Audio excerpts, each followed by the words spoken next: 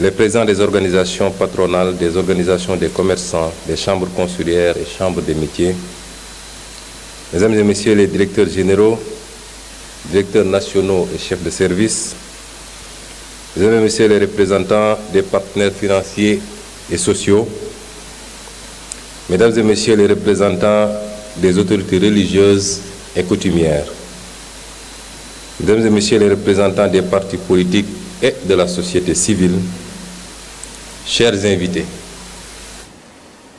je crois que nos talentueux artistes qui viennent de présenter ont pratiquement résumé la journée qui nous réunit aujourd'hui.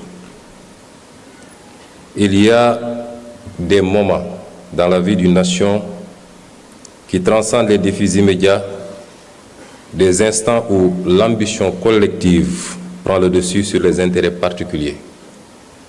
Aujourd'hui en est un. Excellence, Monsieur le Président de la République, Mesdames et Messieurs, ce qui nous réunit aujourd'hui, la vision 2050 pour le Sénégal, est l'aboutissement d'un long combat qui a pris sa source il y a un peu plus de 10 ans, dans le refus de la malgouvernance, de l'injustice et de l'arbitraire au sein de l'administration. Il s'est transformé ensuite en un projet politique solide, ambitieux et progressivement porteur d'espoir. Les Sénégalais l'ont plébiscité le 24 mars 2024 par le choix net porté sur le président Bassirou Diomaye Diakhar Faye à la magistrature suprême. Si nous nous sommes opposés avec résilience pendant tant d'années, c'est que, en patriotes convaincus, nous étions conscients et inquiets des ravages, des mauvais choix, des mauvaises pratiques de nos élites gouvernantes depuis l'indépendance sur notre pays. Au moment du bilan, le constat est celui d'une économie marquée par des décennies de dépendance et de mauvaise gouvernance, où les opportunités pour la jeunesse, les femmes et les entreprises locales ont souvent été sacrifiées au profit d'intérêts personnels. Excellence, Monsieur le Président de la République, vous avez matérialisé votre attachement à une gouvernance transparente et vertueuse des affaires publiques dès votre passation de pouvoir en diligentant des audits, parmi lesquels l'audit des finances publiques, dont les conclusions que nous avons présentées il y a quelques jours ont révélé la gravité des errements coupables du régime sortant. Les fragilités structurelles de l'économie sénégalaise, une dépendance aux ressources extérieures et aux matières premières, un secteur privé trop limité, ainsi qu'une gouvernance administrative souvent inefficace, plombée par la corruption. Après ce courageux exercice de dressage de la situation de référence et de vérité à l'endroit du peuple sénégalais et des partenaires, nous revoilà devant vous pour présenter le nouveau référentiel de nos politiques publiques et sociales. Monsieur le Président de la République, rappelons que vous avez été élu sur la base d'une offre programmatique intitulée « Le projet pour un Sénégal souverain, juste et prospère ». Dès votre installation, vous avez bien voulu nous faire l'honneur de nous confier la passionnante mission d'opérationnalisation des idées innovantes que vous y défendez, pour une rupture qualitative et profonde. Il s'agissait pour vous de poser les fondations d'une transformation systémique par des solutions durables, non pas pensées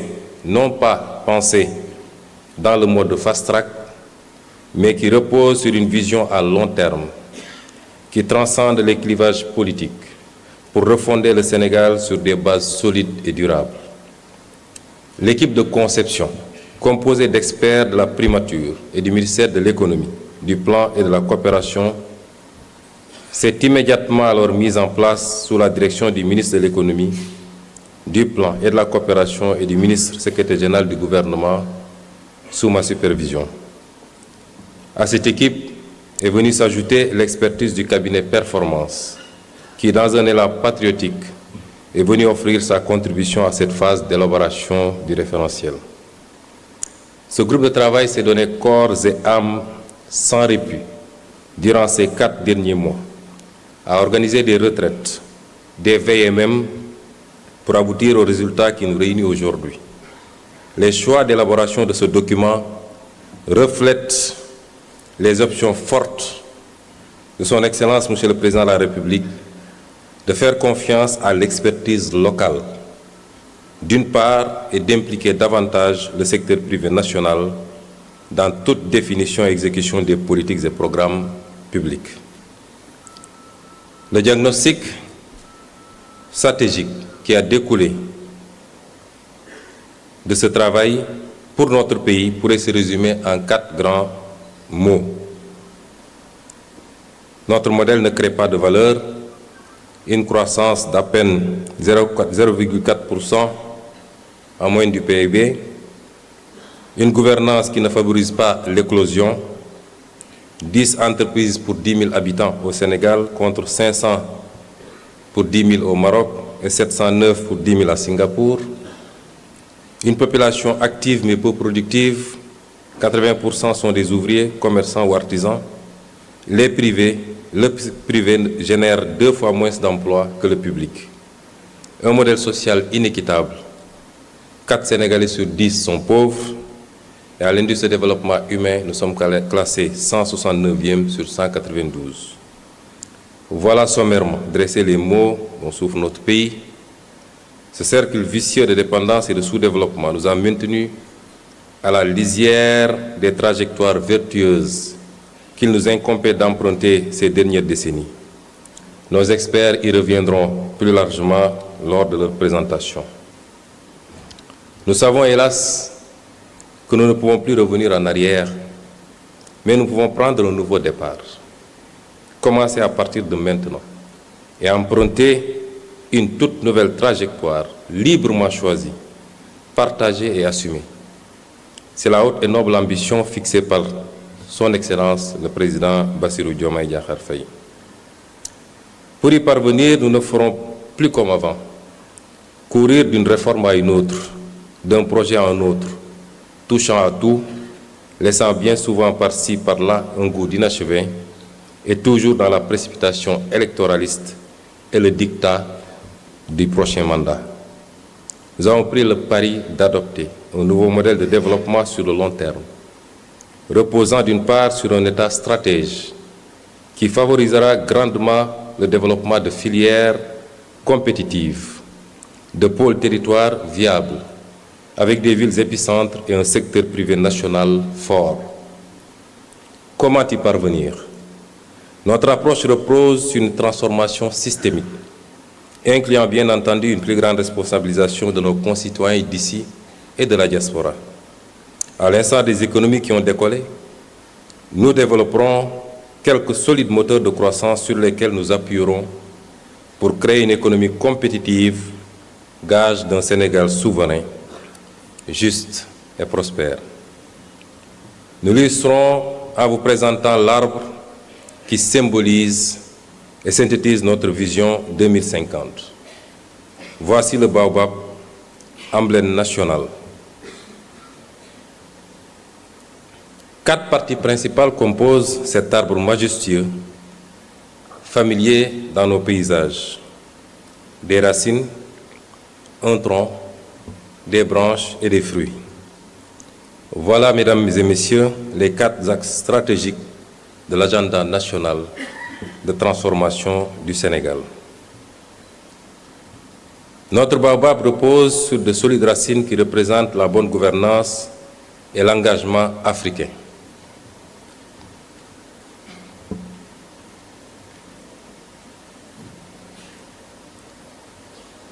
Bonne gouvernance et engagement africain dafay tekki ni yorinu mbiri askan wi dafa war a leer lépp leer ci askan wi maanaam jubbal ak jubbante loolu mooy indi jàmm ak dal ci noonu itam lañuy gën a dooleel lëkkaloo gi am ci suñ diggante ak yeneeni réewu Afrique yi ñu mën a àndandoo liggéey ngir mën a yegg ci mébét yi ñu bokk.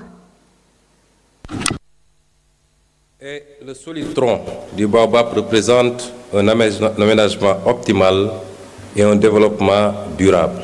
Aménagement et développement durable mooy fexe ñu mën a séddale tabax yi ak service yi ci diwaan yépp su ko defee gox bu nekk mën a yokk ci anam wu dëppoo ak liñ mbëbët dafay ànd ak tabax dëkk yu méngoo ak sunuy bëgg-bëggu ëllëg ci jamono jooju faaw ñu aar xéewali jaww ji ngir ñu bañ a jeex boole ci defar dëkk yu mën a dëppoo ak bëgg-bëggu tey te bañ a sànk ëllëg. Mesdames et messieurs, les branches fournies représenteront notre capital humain de qualité et la garantie de l'équité sociale. Capital humain de qualité et équité sociale maanaam gën a sukkali njàng ak tàggat ngir jox askan wi xam-xam bu am njariñ ba noppi ñu gën a yemale askan wi ku nekk mën a am paj ak kaaraange bu ko weesoo ñu fexe ba kenn bañ a des ginnaaw ci yokkuteg réew mi. Et les fruits enfin qui représentent notre option de bâtir une économie compétitive. Économie compétitive li ñu jublu mooy Sénégal bu moom boppam jub te am naataange ànd ak koom-koom gu am taxawaay maanaam sos koom-koom gu mën a joante ak àddina si loolu dina gën a dooleel barabi yokkute yi gën a yombal liggéey yi gën a yombal dundinu askan wi su réew mi jàppale secteur privé bi mu am doole ba noppi fexe moom boppam ci wàllu koom-koom loolu dina tax alal ji am njariñ ci askan wi ci noonu lañuy gën a yombalee ay liggéey ak ay gis-gis yu bees ci dëkk bi. Chacun de ces axes qui vous sera détaillé tout à l'heure constitue un pilier sur lequel on pourra s'appuyer pour arriver à un Sénégal souverain, juste et prospère. La nouvelle stratégie de développement pour les 25 prochaines années, grâce au scénario de rupture que nous proposons, devrait donc conduire à terme à récolter les fruits de notre baobab. Un Sénégal souverain, juste et prospère, c'est une nouvelle trajectoire de développement. C'est des moteurs de croissance en pleine expansion.